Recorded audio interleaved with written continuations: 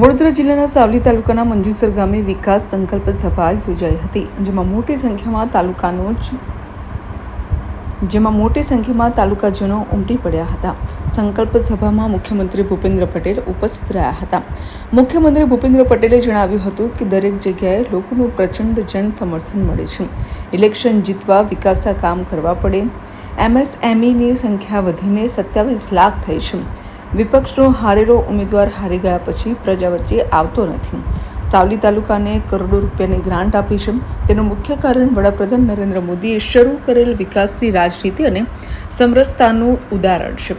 પહેલાં ઇલેક્શન આવે એટલે બે કોમ વચ્ચે, બે ભાઈઓ વચ્ચે, બે ગામ વચ્ચે મગજમારી થતી હતી અને લાંબા સમય સુધી ઝઘડો ચાલતો હતો અને બોલવાનું બંધ થઈ જતું હતું. આવા ઇલેક્શનો બંધ થઈ ગયા છે. માન્ય વડાપ્રધાન શ્રીએ 2003માં જે વાઇબ્રન્ટ ગુજરાત શરૂ કર્યું અને વાઇબ્રન્ટ ગુજરાતના કારણે આજે જ્યારે માન્ય મુખ્યમંત્રીએ શરૂઆત કરી, અહીંયા આગળ નરેન્દ્રભાઈ જ્યારે મુખ્યમંત્રી હતા ત્યારે MSMEની સંખ્યા 1.81 લાખ હતી, જે આજે વધીને 27 લાખ થઈ છે.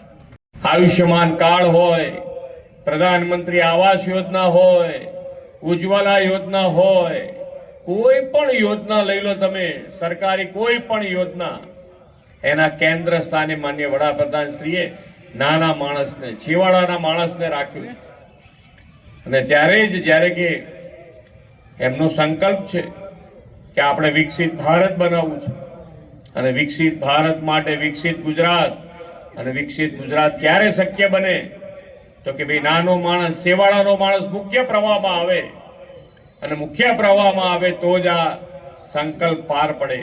પ્રજાઓનું કામ કરવું છે તો તમારે જ્યારે ઇલેક્શન આવે ત્યારે વિકાસની રાજનીતિ એટલે તમારે જે કરેલા કામો બતાવવા પડશે, કહેવા પડશે, અને કહીશું એટલે તમને તરત ખબર પડવાની છે કે હા ખરેખર આ કામ શરૂ થયું છે.